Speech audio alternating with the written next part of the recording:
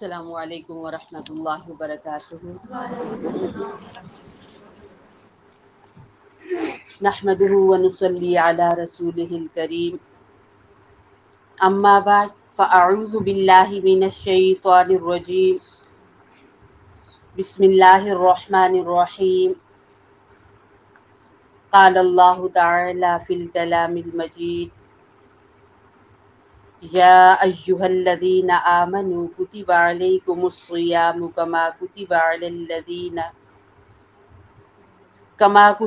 الذین من قبلکم لعلکم تتقون۔ وقال اللہ تعالی فی مقام آخر، وَإِذَا سَأَلَكَ عِبَادِي عَنِّي فَإِنِّي قَرِيبٌ۔ صدق اللہ العظیم۔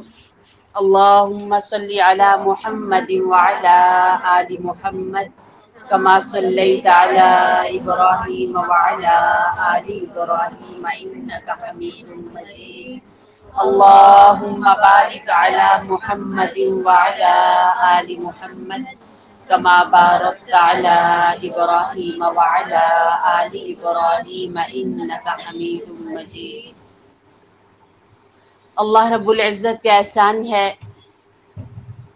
کہ جس ذات نے ہم سب کو اپنے گھر میں مل بیٹھنے کی توفیق دی، اللہ سے دعا ہے کہ اللہ ہم سب کی حاضری کو اپنے ہاں قبول کرے۔ میری بہنوں، اللہ رب العزت نے یہ مہینہ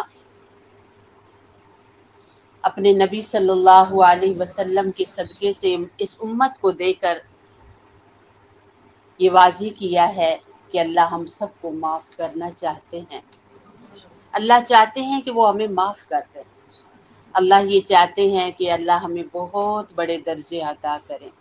اللہ یہ چاہتے ہیں کہ جو جنت اللہ نے ہمارے لیے بنائی ہے، اس کا سب سے اونچا اور عالی شان جو حصہ ہے، جسے جنت الفردوس کہا جاتا ہے، امت محمد صلی اللہ علیہ وسلم وہ حصہ حاصل کرے۔ میری بہنوں، یہ اللہ کا مہمان ہے، اللہ نے ہمیں میزبان بنایا ہے۔ اللہ رب العزت جو اتنی نعمتیں دینے والے ہیں جن کو ہم سارے گن بھی نہیں سکتے، بے حساب اس نے نعمتیں دی اور بغیر کسی لالچ کے دی اور بغیر کسی معاوضے کی نعمتیں دی۔ وہ اللہ آج ہم سب سے یہ دیکھنا چاہتا ہے کہ میں تمہارے پاس جو اپنا مہمان بھیج رہا ہوں، تم اس کی کیسے میزبانی کرتے ہو۔ میری بہنوں، ہم میں سے ہر بندہ اپنی جگہ پر کتنی اونچے ذہن کو رکھتا ہے۔ ہم ساری اگر پاس والی ہمسائی بھی گھر میں آ جائے تو ہم چاہتے ہیں کہ اپنا دل بھی نکال کے دے دیں اور گھر کے اس خوبصورت حصے میں اسے بٹھائیں جہاں جو ہمیں بہت اچھا لگتا ہے، جہاں ہماری بہت محنت ہے۔ عام سے مہمان کے لیے ہم اتنی قربان ہو جاتی ہیں، تو خاص مہمان کا کیا مقام ہوتا ہے۔ اور پھر مہمان بھی اللہ کا ہے، آیا بھی تھوڑے دنوں کے لیے ہے، اور اللہ وہ ہے کہ جس نے نعمتوں کی ہم عورتوں پر تو انتہا کی ہے۔ جنہیں جینے کا کوئی حق نہیں تھا، یہ پیدا ہوتی تو زندہ، مارنے کی بھی زحمت نہیں دنیا کرتی تھی، زندہ دفن کر دیتی۔ اگر کوئی بچی اس ظلم سے بچتی اور بڑی ہو جاتی تو اپنا کاروبار چلانے کے لیے، جیسے آج عورت کو بازار کی خوبصورتی بنایا ہوا ہے، اپنے کپڑے بیچنے کے لیے، اپنی جولری بیچنے کے لیے، اپنے جوتے بیچنے کے لیے، انسانوں نے شروع سے یہی مقام عورت کو دیا تھا۔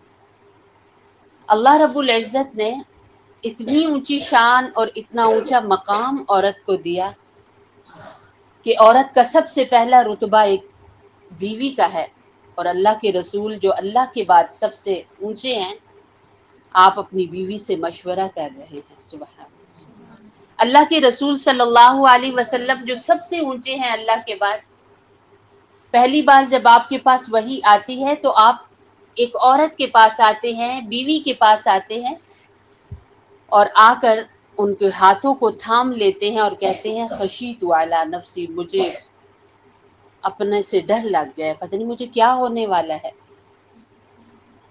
امام الانبیاء صلی اللہ علیہ وسلم کائنات کے دکھوں سے زیادہ دکھی ہو کر دنیا نے اتنا ستایا ہمارے نبی صلی اللہ علیہ وآلہ وسلم کو، آپ کی بات اور آپ کی دعوت کو قبول کرنے کے بجائے آپ کو اتنے پتھر لوگ مارتے تھے کہ آپ زخموں سے بھر جاتے، تو آپ زخم اور لہو اور تکلیفیں لے کر ایک عورت کے پاس جاتے تھے اور وہ آپ کی بیوی تھی سیدہ خدیجہ الکبریٰ رضی اللہ تعالی عنہا، اور وہ مرہم پٹی کرتی اور اتنی خوبصورت باتیں کرتی۔ سیدہ عائشہ حضور اقدس صلی اللہ علیہ وسلم کی بیویوں میں سب سے محبوب بیوی ہیں، آپ ان کے ساتھ بیٹھے ہوتے، باتیں کرتے، لیکن حضرت خدیجہ الکبریٰ کا اس قدر تذکرہ کرتے تھے، اتنا یاد کرتے تھے، بلکہ ایک موقع پر تو ایسے آتا ہے کہ آپ کی سالی آپ کے گھر آئی، ان کا نام حالہ تھا، حضرت خدیجہ کی بہن تھی، ان کی آواز اپنی بہن سے بہت ملتی تھی اور حضرت خدیجہ تو بہت پہلے فوت ہو گئی تھی، تو آپ نے جو ہی آواز سنی تو آپ گھبرا گئے اور پھر ساتھ ہی کہا اچھا یہ حالہ ہوں گی، کیونکہ ان کی آواز اپنی بہن سے ملتی ہے، ان کی آواز سے ملتی ہے۔ تو میری بہنوں، امام الانبیاء صلی اللہ علیہ وسلم کو تسلی دینے کے لیے بھی اللہ نے ایک بیوی کا انتخاب کیا۔ امام الانبیاء صلی اللہ علیہ وسلم کے دین کو جب مال کی ضرورت پڑی تو اللہ نے ایک عورت کو منتخب کیا اور وہ بیوی ہے، سبحان اللہ۔ تو عورت کا ایک روپ ہے وہ بیوی، اور اللہ نے کتنی اونچی شان دی۔ اور اس سے پہلے بیویوں کا میں کئی پروگراموں میں آپ کے سامنے تذکرہ کر چکی ہوں کہ انسانیت نے بیوی کو کیا درجہ دیا تھا۔ انسانیت نے عورت کو جب وہ بیوی بنی تو یہ درجہ دیا کہ عورت گھر کے کام کرنے کے لیے ہے، عورت پاؤں کی جوتی ہے، عورت عزت دینے کے لائق نہیں ہے، اور عورت کے مخصوص دنوں میں تو وہ بالکل کسی آبادی میں رہ نہیں سکتی، انسانوں کے برتنوں میں کھا پی نہیں سکتی۔ اسی عورت اور اسی کا بیوی کا اگر شوہر فوت ہو جاتا تو پورے سال کے لیے ایک بند کوٹری میں بند کر دیتے تھے، اتنی سزائیں دیتے تھے، اور بعض تو یوں کرتے تھے کہ اس کے خاوند کو جب دفن کرتے تھے تو عورت کے ہاتھ یا انگلیاں کاٹ کر ساتھ دفن کر دیتے تھے۔ اسلام نے عورت کو جو پہلا روپ دیا وہ بیوی کا ہے، اور اتنا اونچا مقام دیا کہ آپ صلی اللہ علیہ وسلم نے فرمایا میری امت کے مردوں، تم میں سب سے بہترین کون سا بندہ ہے؟ وہ جو بہت سارے حج کرے، بہت بڑا ولی ہو، بہت ساری عمرے کرے۔ آپ نے فرمایا نہیں، میری امت میں سب سے بہترین وہ مرد ہے جو اپنی گھر والی سے اچھا ہو، سبحان اللہ، جو خود کھائے وہ اسے کھلائے، جو خود پہنے وہ اسے پہنائے، سبحان اللہ۔ آپ نے اپنی امت کے بہترین شخص کا نام سر فہرست رکھا، فرمایا میری امت میں سب سے بہترین کون سا بندہ ہے جو اپنی بیوی کے ساتھ اچھا ہو، سبحان اللہ۔ عورت کا دیکھے دوسرا روپ اللہ نے جو اسے دیا ہے، بیوی کے بعد وہ ایک ماں بنتی ہے، اور اللہ رب العزت نے ماں کی قدر میں تو حد کر دی۔ انسانوں نے تو ماں کو کوئی درجہ ہی نہیں دیا تھا نا، ماں اگر ماں ہے تو بس ماں ہے۔ بیٹے اپنی بے عزتی محسوس کرتے تھے کہ ماں کو ماں کہیں، اور اگر اسی ماں کا شوہر یعنی والد فوت ہو جاتا، بچوں کا باپ فوت ہو جاتا تو مال کی طرح ماں تقسیم ہو جاتی تھی، جس کے حصے میں آتی وہ اپنے مال کی طرح ماں کے ساتھ سلوک کرتا تھا۔ آپ کو پتہ ہے نا، مال بیچا بھی جاتا ہے، خریدا بھی جاتا ہے، مال استعمال بھی کیا جاتا ہے، یہی سلوک ایک ماں کے ساتھ ہوتا تھا۔ اللہ نے قرآن میں جہاں کہیں یہ کہا ہے کہ لوگوں میں اکیلا ہوں اور میری عبادت کرو، وہاں ساتھ ہی یہ ارشاد فرمایا کہ اپنے ماں باپ کے ساتھ اچھا سلوک کرو، سبحان اللہ۔ احسان لفظ استعمال کیا۔ احسان کس کو کہتے ہیں؟ کہ اللہ کو ہر وقت اس طرح محسوس کرو کہ تم اپنی آنکھوں سے اللہ کو دیکھ رہے ہو. ماں باپ کے ساتھ اس قدر اچھے رہو کہ جیسے اللہ کو سامنے دیکھ کر اچھائیاں کر رہے ہو. ذرا سی غلطی کرو گے تو اللہ تمہیں پکڑ لے گا. ماں باپ کے ساتھ اچھا سلوک کرو. اور دعاؤں کا جہاں تذکرہ آیا، ہم کتنی دعائیں مانگتے ہیں. اللہ مال دے، صحت دے، اللہ اولاد دے، اللہ خوشحالی دے. بے شمار دعائیں ہماری دنیا کے لیے ہیں، آخرت کے لیے ہیں. قرآن کریم نے جس دعا کو سب سے پیاری دعا کہا ہے، سب سے اونچی دعا کہا ہے، اولاد کے لیے جس دعا کو کہا ہے کہ اولاد اس دعا سے ولی بن سکتی ہے، وہ یہ دعا ہے کہ جب اولاد اپنے ہاتھ اٹھائے تو اس طرح دعا کرے، رب ارحمہما کما ربیانی صغیرا. اے اللہ میرے ماں باپ پر رحم کر جس طرح انہوں نے مجھے بچپن میں پالا ہے. سبحان اللہ. بندہ ایک تصور بھی نہیں کر سکتا آج ہم میں سے جن کے چھوٹے بچے ہیں خاص کر کے، اور ساتھ رمضان، گرمی کا رمضان ہے، اور پھر مہمان بھی آ جائے، بچہ بھی سنبھالنا ہو تو کتنا مشکل ہے. اور پھر سحری میں اٹھنا ہو، رات بھر ماں نہ سو سکے، بچے کے ساتھ جاگتی رہے اور کوئی ہیلپر بھی نہ ہو، تو آپ دیکھیں کہ ماں کے لیے کتنی مشکلیں ہیں. اور ان ساری مشکلوں سے الگ جب ایک ماں اپنی اولاد کو وجود دیتی ہے، اپنی پیٹ سے لے کر دنیا میں لانے تک، ایک ایک لمحہ کتنا تکلیف دہ ہوتا ہے. اللہ رب العزت نے فرمایا کہ اپنی دعاؤں میں اس طرح دعا کیا کرو، اے اللہ تو رحم کر ان دونوں پر جس طرح انہوں نے مجھے بچپن میں پالا. علماء اس دعا کی جو فضیلت ہے وہ یہ بیان فرماتے ہیں کہ جو بندہ دن میں 3 بار صرف اس دعا کو پڑھتا ہے، 3 بار گن کر، تو اللہ رب العزت اسے بے شمار صحت عطا کرتے ہیں. اللہ پاک اسے بے شمار رزق عطا کرتے ہیں، اور اللہ رب العزت اسے بے شمار خوشیاں عطا کرتے ہیں. یہ دعائیں پڑھنے والی لڑکی یا لڑکا، مرد یا عورت جب خود اس حصے میں پہنچتے ہیں کہ یہ ماں باپ بنے تو اللہ ان کی زندگی کو خوشیوں سے بھر دیتا ہے. سبحان اللہ. اتنی اس دعا کی فضیلت ہے. تو میری بہنوں، عورت کو دوسرا حصہ اللہ جی نے جو دیا ہے وہ ایک ماں کا روپ ہے.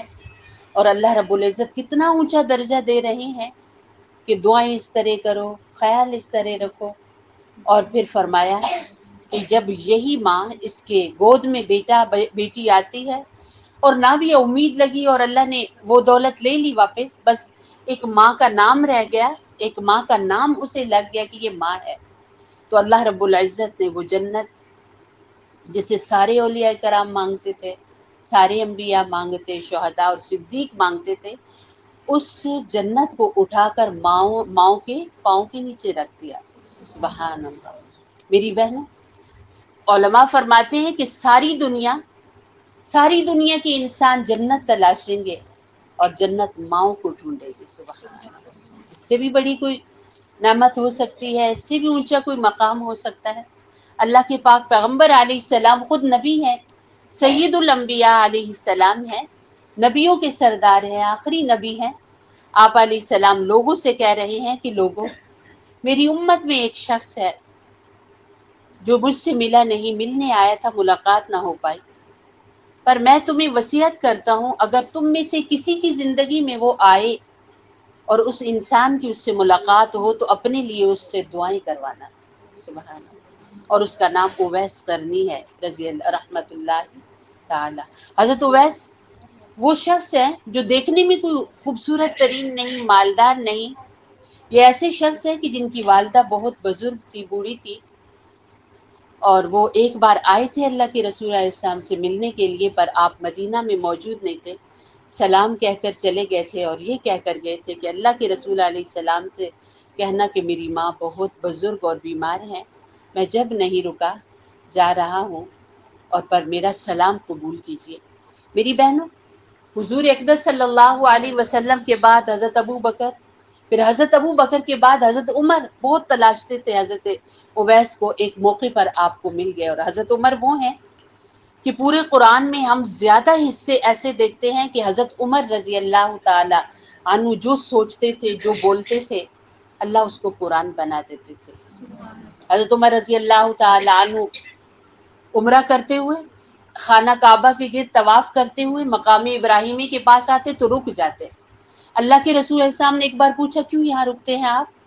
تو کہنے لگے اللہ کے رسول علیہ السلام میں جب یہاں آتا ہوں نا تو مجھے حضرت ابراہیم بہت یاد آتے ہیں، ان کی یاد میں میرا دل چاہتا ہے میں یہاں سجدہ کروں۔ تو اللہ کے رسول علیہ السلام نے فرمایا اے عمر، اللہ جب تک اس کا حکم نہ دے ہم کیسے یہ کر سکتے ہیں؟ تو بس وہی چکر تھا کہ اللہ رب العزت، وہی طواف ہو رہا تھا کہ اللہ نے قرآن کریم کے اندر یہ آیت اتاری کہ وَاتَّخِذُوا مِن مَّقَامِ إِبْرَاهِيمَ مُصَلًّى، لوگوں جب بھی حج و عمرہ کرنے کے لیے یہاں آؤ، طواف کے بعد تمہیں یہاں پر 2 نفل پڑھنے ہیں، تمہاری عبادت قبول ہی نہیں ہو سکتی۔ سبحان اللہ۔ حضرت عمر رضی اللہ تعالیٰ عنہ مدینہ طیبہ کی گلیوں میں ایک بار چکر لگا رہے تھے اور پھر پریشان ہو کر اللہ کے رسول علیہ السلام کے پاس آئے، عرض کرنے لگے اللہ کے رسول علیہ الصلاۃ والسلام، میرا دل چاہتا ہے کہ یہ امت کی جو عورتیں ہیں نا یہ باہر جب نکلا کرے تو پردہ کر کے نکلا کرے، یوں کیونکہ یہ شہزادیاں ہیں، یہ ملکہ ہیں، تو یہ عام عورتوں کی طرح نہ لگیں۔ تو آپ نے فرمایا ہے اے عمر، جب تک اللہ اس کے بارے میں کوئی حکم نہیں دیتا ہم کچھ نہیں کہہ سکتے۔ تو ابھی وہیں پر بعض علماء کہتے ہیں حضرت عمر موجود تھے کہ اللہ رب العزت نے فرمایا کہ اے نبی صلی اللہ علیہ وسلم، آپ کہہ دیجئے اپنی بیویوں سے، امت کی ماؤں سے اور بیٹیوں سے کہ جب وہ گھروں سے باہر نکلا کریں تو اپنے جسموں کو کسی کپڑے سے چھپا لیا کریں، یعنی پردے کا حکم آ گیا۔ سبحان اللہ۔ بے شمار ایسی آیتیں ہیں۔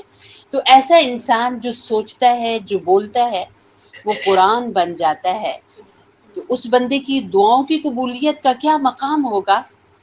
اللہ کے رسول علیہ السلام نے فرمایا میری امت میں ایک شخص ایسا ہے کہ جس کی نیکیاں ستاروں سے بھی زیادہ ہیں، اور وہ عمر ہے۔ سبحان اللہ، وہ عمر ہے۔ سبحان اللہ۔ اور پھر ایک موقع پر آپ صلی اللہ علیہ وسلم حضرت ابو بکر اور حضرت عمر کو اپنے ہاتھوں میں، ایک ہاتھ میں حضرت عمر کو پکڑا ہوا ہے اور ایک ہاتھ میں حضرت ابو بکر کو پکڑا ہوا ہے، سارے لوگ بیٹھے ہوئے تھے، تو آپ نے ان کی طرف منہ کر کے کہا کہ اے لوگوں، جو انسان یہ چاہتا ہے کہ وہ یہ دیکھے کہ میں قیامت کے دن کیسے اٹھوں گا، وہ آج ہی دیکھ لے۔ سبحان اللہ۔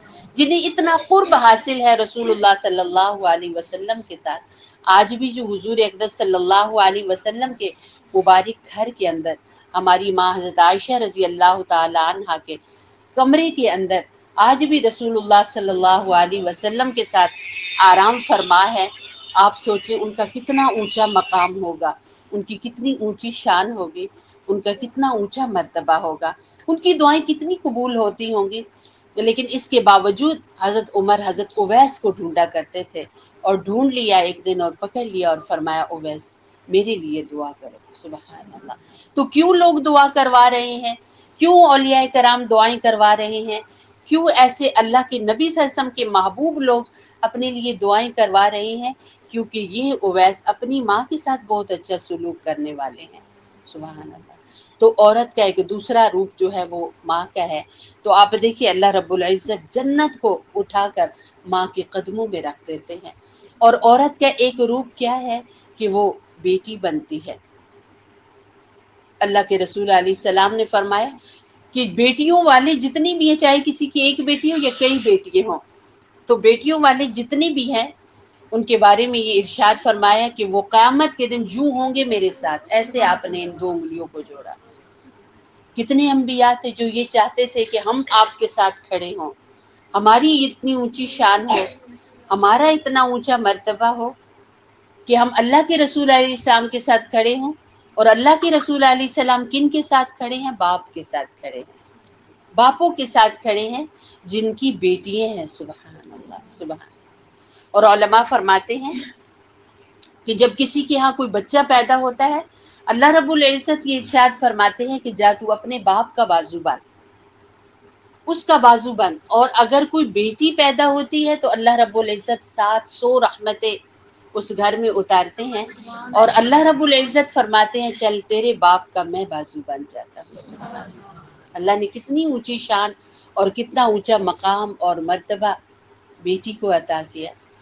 اور پھر اسی طریقے سے عورت ایک، اس کا روپ یہ ہے کہ وہ بہن ہوتی ہے۔ اللہ کے پاک پیغمبر علیہ السلام کا یہ ارشاد اور اس کا مفہوم ہے کہ کوئی بھائی اپنی بہنوں کے ساتھ اچھا سلوک کرے، اگر ان کے اوپر کوئی امتحان آ جائے، یعنی وہ بیوہ ہو جائیں یا مطلقہ ہو جائے، ان کو طلاق ہو جائے، تو بھائی اپنی بہن کے سر پر شفقت کا ہاتھ رکھے، اس کا خیال رکھے، مالی اس کی مدد کرے۔ تو فرمایا میں محمد صلی اللہ علیہ وسلم اس کی 7 نسلوں کی ضمانت دیتا ہوں رزق کی۔ سبحان اللہ۔ ہر روپ میں اللہ رب العزت نے عورت کو کتنا اونچا درجہ، کتنا اونچا مقام میری بہنوں دیا ہے۔ یہ کہاں سے ہمیں مرتبے اور مقام ملے ہیں؟ اسلام سے ملے ہیں۔ اللہ نے اسلام ہمیں دیا ہے، اس اسلام کی بدولت اللہ نے وہ رتبے ہمیں عطا کیے ہیں جو رتبے اس سے پہلے کسی قوم کو نہیں ملے تھے۔ اللہ کے پاک پیغمبر علیہ الصلاۃ والسلام نے عورت کی عزت کروانے میں حد کر دی، حد کر دی۔ دنیا تو کیا سے کیا کہتی رہی، لیکن اللہ رب العزت کے حضور عورت کو مقام دینے میں ہمارے نبی صلی اللہ علیہ وسلم نے حد کر دی۔ سبحان اللہ۔ آپ نے ایسے ایسے مقام ہمیں دلوائے اللہ کے حضور۔ تو میری بہنوں، آپ صلی اللہ علیہ وسلم کی لائی ہوئی شریعت، آپ کے لائے ہوئے دین کو ہمیں ضرور اپنانا چاہیے۔ یہ دیکھیے اللہ نے جو مبارک مہینہ ہمیں عطا کیا ہے، جس مہینے کا ایک ایک پل کتنا قیمتی ہے کہ ایک بار اگر ہم سبحان اللہ کہتے ہیں تو ہماری جنت کے اندر 700 درخت لگتے ہیں۔ عام دنوں میں آپ اگر پڑھیں گے تو جنت میں ایک درخت لگے گا، پر رمضان شریف میں آپ پڑھیں گے تو 700 درخت لگیں گے۔ وہ گھر کتنا پیارا ہوتا ہے، چاہے وہ کچا سا ہو، پر اس گھر کے اندر سبزہ ہو، درخت زیادہ ہو تو وہ گھر کتنا پیارا لگتا ہے۔ تو اگر ہم ایک بار سبحان اللہ پڑھیں گے تو اللہ 700 درخت لگوائے گا۔ تو آپ سوچئے جب ہم زیادہ پڑھیں گے تو کتنا اللہ تعالیٰ مقام عطا کریں گے۔ اسی طریقے سے میری بہنوں، ذکر و اذکار کے ساتھ ساتھ نمازوں کی پابندی کرنا۔ میں نے پچھلے درس میں بھی بتایا تھا کہ ہم لوگ اپنے ذہن میں احساس کمتری لے کر بیٹھ جاتے ہیں کہ بھی ہمیں تو فرصت نہیں ہے، یا تو کچن میں لگے رہتے ہیں، یا صفائی کرتے رہتے ہیں، گھر کی کپڑے دھوتے رہتے ہیں، بچوں کا خیال رکھتی رہتی ہیں، ہمیں تو وقت ہی نہیں ملتا۔ میری بہنوں، ہمارا یہ سارا جو کام ہے نا، اللہ اس کو بدل بدل کر عبادتوں کی روپ دیتے ہیں۔ آپ کوئی بھی کام کرتے ہیں، میں کوئی بھی کام کرتی ہوں، پچھلی دفعہ جس طرح میں نے آپ کو بتایا تھا کہ ہمارے بھائی، ہمارے شوہر، ہمارے بیٹے وہ تیار ہو کر اگر جمعہ کا دن ہے وہ جا رہی ہیں، تو جتنا ان کو ثواب مل رہا ہے، آپ نے چونکہ تیاری کروائی ہے، آپ کو دوہرا ثواب مل رہا ہے، آپ کو ڈبل ثواب مل رہا ہے۔ آپ کی فیملی بیٹھ کر کھا رہی ہے کھانا، پر تیار کر کے تو آپ نے دیا ہے، آپ کا ایک ایک لمحہ عبادت بنا، اور کھانے والوں نے ایک ایک لقمے پر جو انہیں ثواب ملا، انہوں نے حلال روزی کا اپنے منہ میں ڈالا، آپ کو اس کا دگنا ثواب ملا۔ تو میری بہنوں، اللہ بڑی قدروں والی ذات ہے، وہ انسانوں کی طرح نہیں ہے کہ ایک عورت جوانی لے کر اپنے سسرال آئی، آج بوڑھی ہو گئی، آج اس کے سر کا ایک بال بھی سیاہ نہیں رہا، اس کے منہ کے اندر ایک بھی دانت نہیں رہا، اور اسے نظر بھی کچھ نہیں آتا، اور اس کے سسرال میں اس کا کیا مقام ہے کہ سارے ہی اسے گالی دیتے ہیں، سارے ہی اسے برا کہتے ہیں۔ آج بڑھاپے میں بھی اسے کیا کہہ رہے ہیں، اسے کچھ بھی نہیں ماں نے سکھایا تھا، حالانکہ وہ کیسی تھی اور کیا بن گئی۔ یہ انسانوں کی سوچ ہے نا، لیکن اللہ رب العزت نے فرمایا اللہ بہت قدروں والا ہے، وہ چھوٹی چھوٹی نیکیوں کی بڑی اونچی قدر دیتا ہے۔ جیسے کہ ایک بار سبحان اللہ پڑھیں گے تو اللہ رب العزت دیکھے درختوں کے انبار لگا دیتا ہے، اور نیکیوں سے جس جگہ پر ہم بیٹھ کر سبحان اللہ پڑھتے ہیں، اس ساری جگہ کو اللہ نیکیوں میں بھر دیتا ہے۔ اسی طریقے سے میری بہنوں، ابھی یہ دوسرا عشرہ جا رہا ہے، یہ اگلے 10 دن جا رہے ہیں، جنہیں کہا جاتا ہے مغفرت کے 10 دن، بخشش کے 10 دن ہیں۔ تو میری بہنوں، اللہ رب العزت کے نبی صلی اللہ علیہ وسلم اور آپ کے شاگردوں کی زبان سے ہمیں یہ چیز پتہ چلی ہے کہ ان 10 دنوں میں ہمیں زیادہ سے زیادہ کیا پڑھنا چاہیے، استغفار پڑھنی چاہیے۔ استغفر اللہ، ایسے بھی یوں بھی اردو میں آپ پڑھ لیں، اللہ مجھے معاف کر دے۔ اور اللہ کو سب سے پیارا کیا لگتا ہے کہ اللہم اغفر لی امتی محمد صلی اللہ علیہ وسلم، اے اللہ کل کو معاف کر دے، یہ اللہ کو سب سے اچھا لگتا ہے۔ آپ جہاں اپنے لیے معافی مانگیں، وہاں سب کے لیے مانگیں۔ استغفار کے بارے میں کئی بیانات ہمارے الحمدللہ گزر چکے ہیں۔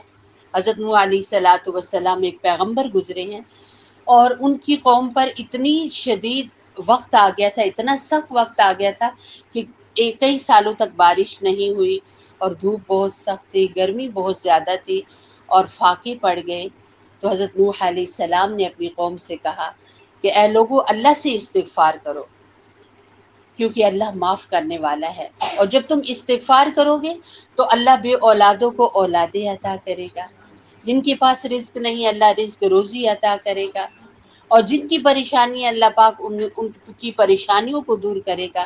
استغفار اتنی بڑی دولت ہے میری بہنوں، چند لمحے پہلے انسان گناہوں کے دلدل میں ہوتا ہے، پر جب استغفار کر لیتا ہے تو اللہ رب العزت اس کو گناہوں سے پاک کر دیتے ہیں۔ بالکل ایسے جیسے آپ نے کپڑے پھیلائے، سارے کپڑے اتار کے چھت سے لے آئے، تاروں سے لے آئے، پر ایک آپ کا دوپٹہ یا قمیض نیچے گر گئے، اور پھر اتنی آندھیاں چلی، اتنے طوفان آئے، آپ کافی عرصے کے بعد چھت کی صفائی کرنے کے لیے گئے، آپ نے کونے میں دیکھا میرا دوپٹہ تو یہاں پڑا ہوا ہے، آپ نے اس کا ایک کونا پکڑ کر خوب جھاڑا۔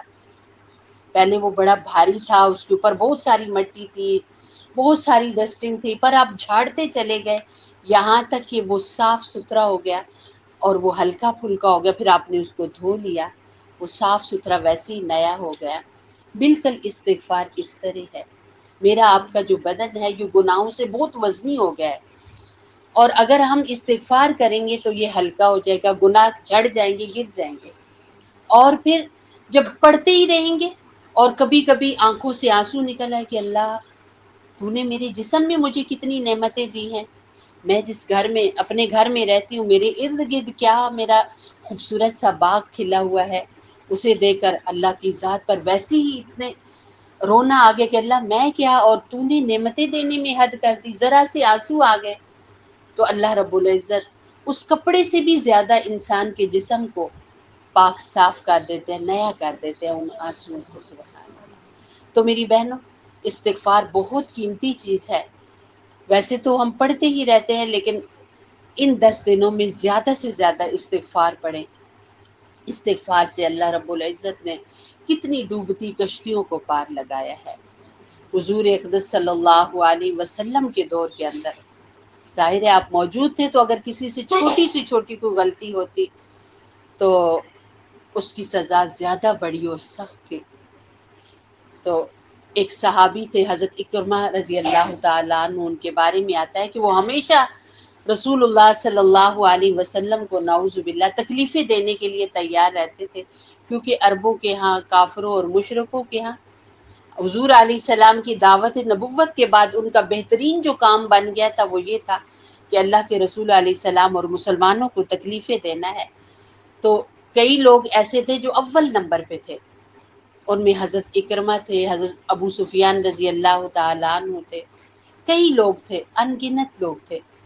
تو میری بہنوں، اللہ رب العزت نے ان لوگوں کو اسلام کی دولت دی، انہوں نے کلمہ پڑھا، استغفار کی، تو اللہ تعالیٰ نے انہیں حضور اقدس صلی اللہ علیہ وسلم کا سچا جانشین بنا دیا۔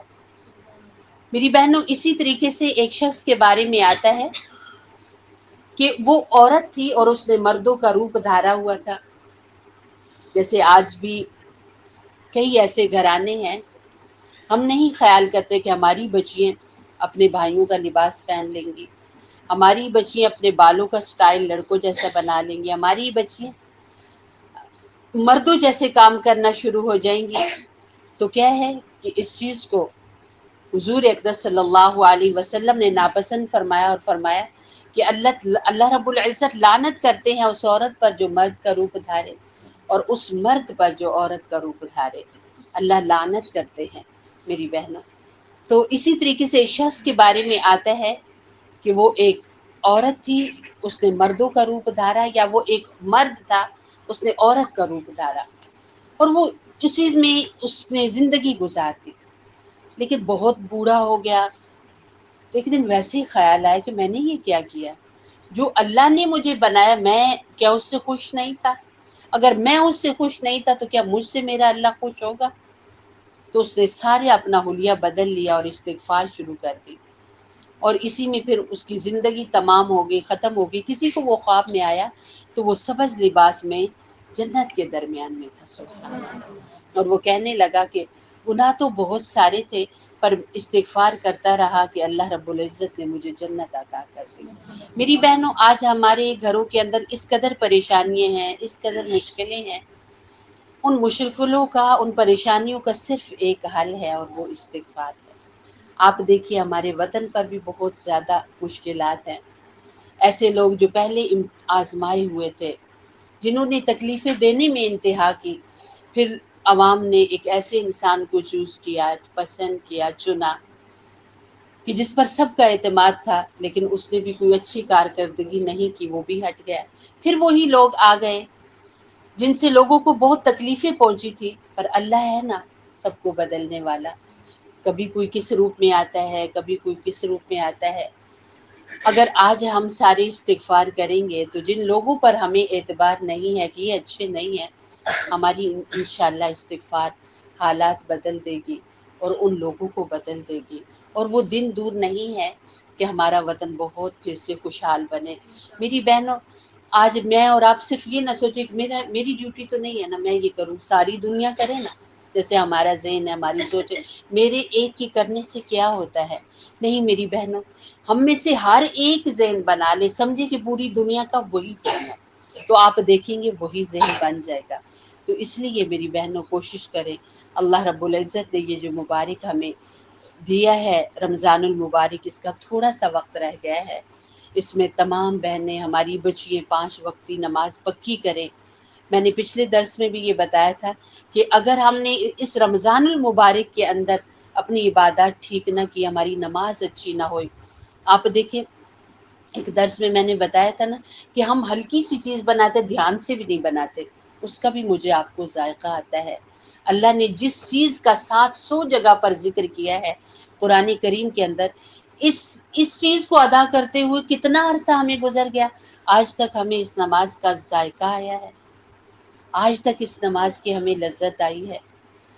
ہم پانی پیتے ہیں، اس کا ہمیں ذائقہ نہ آئے تو ہم اپنے آپ کو ٹیسٹ کراتے ہیں، چیک کراتے ہیں کہیں ہمارا پتا خراب تو نہیں ہو گیا، ہم کوئی بیمار تو نہیں ہے، ہمیں چیزوں کا ذائقہ نہیں آتا۔ کیا بات ہے کہ وہ چیز جو ہمیشہ رہے گی، جس چیز نے ہمیں اللہ کے حضور کامیاب کروانا ہے، اس کے ذائقوں سے کتنے ہم سارے دور ہیں، اور کبھی ہم نے ٹیسٹ نہیں کرایا کہ یہ ذائقے ہمیں کیوں نہیں آتے، ہمیں کیوں نہیں عادت پڑتی نماز کی۔ 24 گھنٹے تو اللہ کی اتنی نعمتیں کھاتے ہیں، اور اللہ کی ساری مخلوق میرے آپ کے سامنے ہے۔ ایک چھوٹی سی چڑیا کو دیکھ لیں، ایک دانہ لینے کے لیے وہ پہلے سجدہ کرتی ہے، پھر دانہ اٹھاتی ہے، اس کی چونچ زمین کے ساتھ لگتی ہے۔ آپ دیکھیں اس کی قسمت میں کتنا سا دانہ ہوگا، وہ پوری فضا کا جو ہے چکر لگاتی ہے، تب جا کر اس کا پیٹ بھرتا ہے۔ اور انسان کو دیکھیے، میرے آپ کے دسترخوان بھرے ہوئے ہیں اللہ کی نعمتوں سے، اور اللہ رب العزت نے بہت کم وقت میں ہمیں کہا ہے کہ تم میری عبادت کرو، میرے لیے اٹھو، میرے لیے جھکو۔ تو میری بہنوں، اگر ہمیں یہ حکم ہوتا کہ ایک ایک لقمے پر سجدہ کرو، تو ہم میں سے کون سجدہ کرتا؟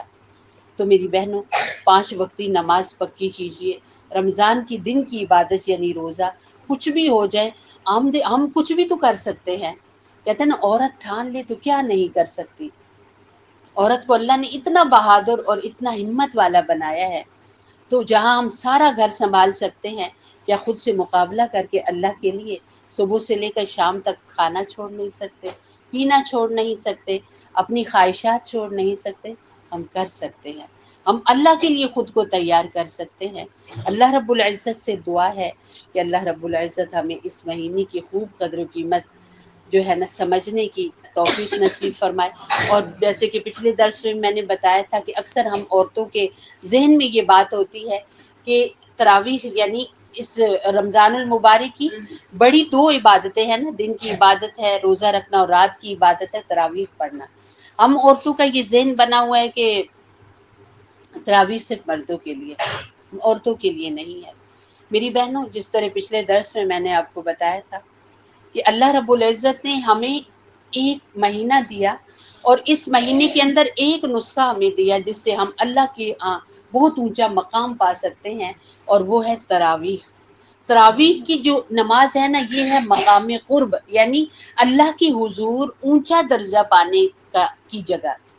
تو آپ دیکھ لیں پھر کہ ہم سب کچھ کر رہے ہیں، اور اگر ہمیں اونچا درجہ نہ ملے، آپ اپنے بچوں کو بہت ہی اچھے اسکول میں پڑھائیں، ٹیوشن لگائیں، اور پھر آپ کا بچہ جب رزلٹ آئے تو وہ عام بچوں کی طرح پاس ہو، حالانکہ آپ نے اپنی آدھی تنخواہ اس کی فیس پہ لگا دی، اس کی ٹیوشن، اس کی گاڑی پر، آپ نے اپنے گھر کے خرچے کو کم کر دیا اپنے بچوں کو پڑھانے کے لیے، اور بچہ آپ کو کوئی رزلٹ ہی نہ دے تو پھر آپ کا کیا حال ہوگا؟ آپ سارا دن کام کریں اور پھر ہم اللہ کی حضور کو اونچا مقام ہی نہ پا سکیں، اللہ کی حضور کو اونچا مرتبہ ہی نہ پا سکیں۔ میری بہنوں، میرے آپ کے کام کتنے ہیں؟ آپ اپنی ماؤں کو دیکھیں، حضور اقدس صلی اللہ علیہ وسلم کی بیوی ہیں ہماری ماں حضرت فاطمہ۔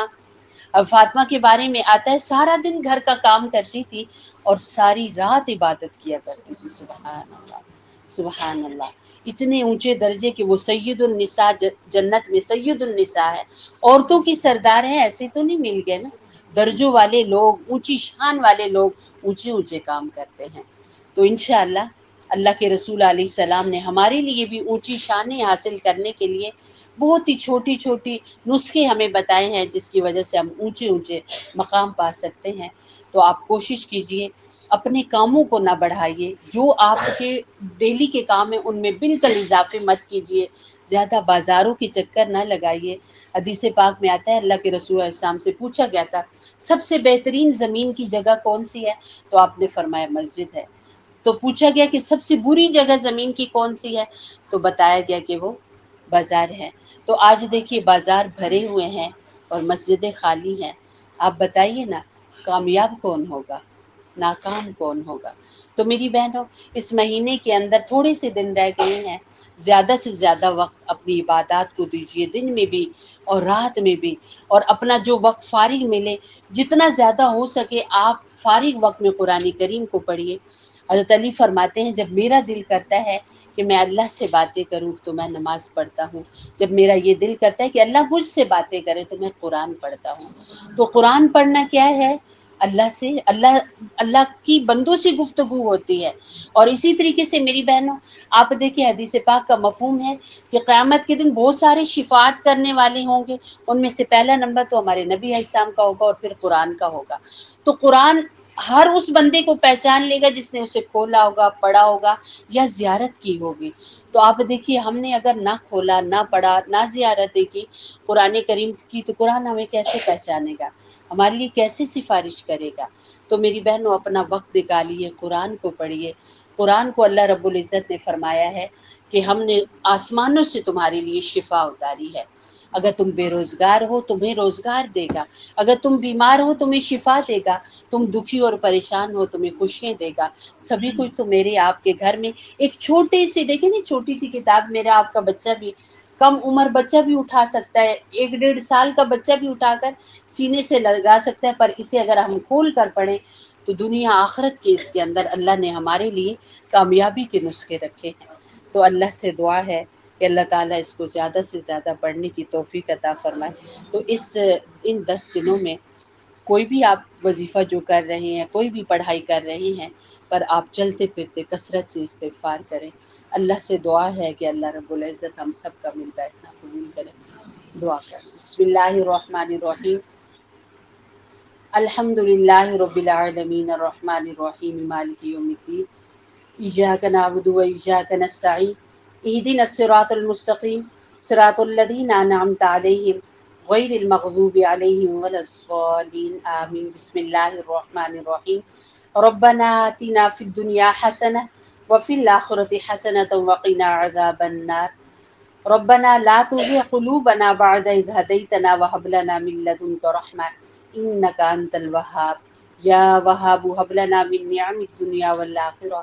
اے اللہ ہم سب کے کبیرہ صغیرہ گناہ معاف فرما، اے اللہ ہم سب کے چھوٹے بڑے گناہ معاف فرما، اے اللہ ہم سب کے اگلے پچھلے گناہ معاف فرما، اے اللہ جو چھپ کر کیے وہ بھی معاف فرما، اے اللہ جو سامنے کیے وہ بھی معاف فرما، اے اللہ تمام کلمہ گو لوگوں کے گناہ معاف فرما، اے اللہ جو آج موجود ہے، جو چلے گئے، جو آئندہ آئیں گے، یا اللہ تمام امت مسلمہ کے گناہ معاف فرما۔ یا ارحم الراحمین ہماری بیماروں کو شفا عطا فرما۔ اے اللہ جو جس قسم کی بیماری میں مبتلا ہیں، یا اللہ خصوصاً بالخصوص میرے والدین بیمار ہیں، یا اللہ اس محفل میں ہماری بہنیں جتنی بیٹھی ہوئی ہیں میرے سمیت جو بیمار ہیں، ہماری فیملیوں میں کوئی بیمار ہے اللہ، اے اللہ تیرے خزانوں میں کوئی کمی نہیں ہے، اے اللہ سب کو صحت و عافیت عطا فرما، جسم کے ساتھ ساتھ روح کی بھی شفا نصیب فرما، اے اللہ ہمارے گھروں میں جو جو پریشانی ہے اللہ دور فرما، یا اللہ چاہے وہ اولاد کی وجہ سے ہے، چاہے وہ کاروبار کی وجہ سے ہے، چاہے وہ خاندان کی وجہ سے ہے، اے اللہ تمام تر پریشانیوں کو دور فرما، اے اللہ سے تمام تر دکھوں کو دور فرما، اے اللہ تمام تر تکلیفوں کو دور فرما، اے اللہ جتنے ہاتھ تیرے سامنے اٹھے ہوئے ہیں، اے اللہ تیرا فرمان ہے، میرا بندہ میرے سامنے جب ہاتھ اٹھاتا ہے تو مجھے غیرت آتی ہے کہ میں اس کو خالی واپس لوٹاؤں، اے غیور خالق اور مالک اللہ، تمام بہنوں کے بچیوں کے ہم سب کے اٹھے ہوئے ہاتھوں کو اپنی بارگاہ میں قبول کر کے اے اللہ ہماری دعاؤں کو قبول فرما، اے اللہ ہم بہت دعائیں مانگتے ہیں، کئی دعائیں جو آپ نے قسمت میں کی مانگتے ہیں، یا اللہ ہم نے دیکھا ہمارے بڑے بزرگ اولیاء کرام ایک دعا مانگتے ہیں کہ اے اللہ تو ہمیں مل جا، اے اللہ تیری محبت ہمیں مل جائے، اے اللہ تیری رضا ہمیں مل جائے، اے اللہ ہارون الرشید کی اس باندی کی طرح کہ جس ہارون الرشید نے جب یہ فیصلہ کیا تھا کہ میں جو بندہ مجھ سے جو مانگے گا میں دوں گا، انہوں نے اپنی باندی سے کہا تھا کہ آپ کو کچھ چاہیے تو اس نے کہا تھا مجھے تو آپ چاہیے، اے اللہ کل کائنات آپ کی ہے، یا اللہ ہم سب کو تو بس آپ چاہیے، اے اللہ آپ ہمیں اور ہمارے بچوں کو مل جائیے، یا ارحم الراحمین اللہ، یا اللہ گھر بنا کر سب کچھ گھر کے اندر سجا لیا، یا اللہ سب کچھ خرید لائے، ہر ایک کو اپنی گھر کی خوبصورتی بنا دیا، یا اللہ پر ہمارے دل جو ہے ہمارے اندر کے یہ جو گھر ہے آج تک ویران ہے، کیونکہ اس میں آپ نہیں ہے، آپ کا فرمان ہے کہ اے لوگو میں اتنا بڑا ہوں کہ کل کائنات میری ہے اور میں کسی جگہ نہیں آتا، پر میرا گھر تو انسان کا دل ہے، ایمان والی کا دل ہے، یا اللہ ہم دیکھتے ہیں کہ جب مہمان گھر میں آتا ہے کسی مکان کے اندر مکین آ جائے تو وہ جتنا بڑا مکین ہوتا ہے رہنے والا ہوتا ہے اس گھر کی شان اتنی بڑھ جاتی ہے، یا اللہ آج ہم دیکھتے ہیں ہمارے مکان تو بنا ہوا ہے پر آپ نہیں ہیں وہاں، تبھی تو ہم جھوٹ بولتی ہیں، تبھی تو ہم اتنی غیبتیں کرتے ہیں، تبھی تو رمضان المبارک جیسے اتنے خوبصورت مہینے کے اندر بھی ہم آپ کو ناراض کرتی ہیں، اے اللہ آپ مکین بن جائیے ہمارے دل کے اندر، یا اللہ ہمارے دل کو آپ اپنا مرکز اور مسکن بنا لیجئے، رہائش بنا لیجئے، یا اللہ ہمارے اس مکان پر رحم فرما دیجئے، ہمارے جسم پر رحم فرما دیجئے، یا اللہ جو ایک چونٹی کی یا اللہ چبھن برداشت نہیں کر سکتا، ایک چونٹی اگر کاٹ لے تو وہ تکلیف یہ جسم برداشت نہیں کرتا، اے اللہ اپنی غفلتوں اپنی خرابیوں اپنے گناہوں کی وجہ سے قبر کے اندر جب ہم بچھو اور سانپوں کے نعوذ باللہ حوالے ہوں گے تو ہمارا کیا حال ہوگا، الدنیا مزرع الآخرہ، یہ جہان آخرت کی تیاری کے لیے آپ نے دیا ہے، اے اللہ ہم تیاری تو بالکل نہیں کر رہے، ادھر جاگ ادھر کر دنیا کے بے شمار کام کر رہے ہیں، خود کو تھکا رہے ہیں، پر آخرت کی تیاری نہیں کر رہے، نہ جانے کس وقت ہماری گاڑی زندگی کی رک جائے اور ہمارا سفر ختم ہو جائے اور ہمارا اسٹیشن آ جائے اور ہمارے پاس مہلت ختم ہو جائے، اے خالق کائنات اللہ اس سے پہلے ہمیں آخرت کی تیاری کی توفیق نصیب فرمائیے، اے اللہ اس محفل میں کتنی ایسی بہنیں ہیں جنہوں نے دعاؤں کا کہا، یا اللہ سب کی دعاؤں کو اپنی بارگاہ میں قبول فرما، اے اللہ کتنی ایسی بہنیں ہیں کہ جو اپنی دعاؤں کو لبوں پر لانا بھی نہیں چاہتی تھی، لا ہی نہیں سکتی تھی کہ لوگ کیا کہیں گے، اس کی یہ پریشانی ہے، اس کی یہ مصیبت ہے، اس کے لیے یہ تکلیف ہے، اے ارحم الراحمین اللہ تو دلوں کے راز جانتا ہے، اے اللہ تو لبوں پر آنے سے پہلے اس دعا سے واقف ہے، اے اللہ قبول فرما لیجئے، یا ارحم الراحمین اللہ حضور اقدس صلی اللہ علیہ وسلم کی پوری امت کو ان 70 میں شامل فرمائیے جنہیں بے حساب تو جنت میں بھیجے گا، یا اللہ ہم نے پڑھا ہے کہ جب ساری کائنات سے آپ حساب لے رہی ہوں گے، امت محمد صلی اللہ علیہ وسلم کے روزے دار جو ہیں جنہوں نے رمضان شریف کے روزے رکھے، چاہے گرمی کا سیزن ہو چاہے سردی کا سیزن ہو، چاہے بڑے دن ہو یا چھوٹے دن ہو، انہوں نے تو بس روزہ رکھا اور پورے اہتمام کے ساتھ رکھا، اپنے روزے کو کسی طریقے سے یا اللہ بد نظری کر کے ضائع نہیں ہونے دیا، غیبتیں کر کے ضائع نہیں ہونے دیا، سنبھال کر اپنے روزے کو شام تک لے گئے۔ یا اللہ آپ سب سے حساب لے رہے ہوں گے، پر وہ آپ کے عرش کے نیچے بیٹھ کر جنت کے کھانے کھا رہے ہوں گے۔ اے اللہ ان مبارک لوگوں میں ہمارا شمار فرما دیجیے، اے اللہ ان مبارک لوگوں میں ہماری نسلوں کا شمار فرما دیجیے، اے اللہ ان مبارک لوگوں میں ہمارے بچے اور بچیوں کا شمار فرما دیجیے۔ اے اللہ حضور علیہ السلام کی پوری امت اور تمام کلمہ گو جو دنیا سے چلے گئے ان کی مغفرت فرما دیجیے، جو آج موجود ہیں جو آئندہ آئیں گے سب کی مغفرت فرمائیے۔ اے اللہ سب پر رحم فرمائیے، اے اللہ سب کی اصلاح فرمائیے، اے اللہ سب کے یا اللہ سب کو کی مدد فرمائیے، اے اللہ سب کو کامیابی نصیب فرمائیے۔ اے اللہ ہمیں مانگنا نہیں آتا، یا اللہ بن مانگے نصیب فرمائیے۔ یا ارحم الراحمین اللہ جتنی خیر کی دعائیں ہمارے نبی علیہ السلام نے مانگی ہمارا پورا پورا ان میں حصہ عطا فرمائیے، جتنی شرور سے پناہ مانگی ہمیں بچائیے۔ یا اللہ یہ آپ کی بندی ہیں ہماری بہنیں، یا اللہ اپنے گھروں سے دور دراز سے چل چل کے آئی ہیں، یا اللہ ایک ایک قدم پر چلنا آپ جانتے ہیں۔ یا اللہ آج بیماریوں نے ہمارے جسم کو اس قدر مفلوج کر دیا ہے کہ ہم ایک کمرے سے دوسرے کمرے تک نہیں جا سکتے۔ یا اللہ یہ اتنی دور سے چل کے آپ کے لیے آئی ہیں، اے اللہ اس گرمی میں چل کے یہ آپ کے لیے آئے ہیں، یا اللہ یہاں اس گرم موسم میں آپ کے لیے بیٹھی ہیں، اتنا وقت دیا ہے، تو بہت قدریں کرنے والا ہے۔ ہم میں سے کتنے بندے ایسے ہیں جن کی آج تک کسی نے کوئی قدر نہیں کی۔ اے قدروں والے اللہ آنے والے ہر پاؤں، یا اللہ کوشش کر کے آنے والے ہر جسم کی یا اللہ اس کو دنیا آخرت میں بدل نصیب فرمائیے۔ ہماری بہنوں کا آنا بیٹھنا قبول فرمائیے، ان کی محنت پر انہیں یا اللہ دن دگنی رات چگنی ترقی عطا فرمائیے۔ یا اللہ ان کو مانگنے سے پہلے عطا فرما دیجیے۔ یا ارحم الراحمین اللہ ہمیں اور زیادہ ہمت سے اچھے کاموں کی طرف جانے کی توفیق نصیب فرمائیے۔ سبحان ربک رب العزت عما یصفون وسلام علی المرسلین والحمد للہ رب العالمین۔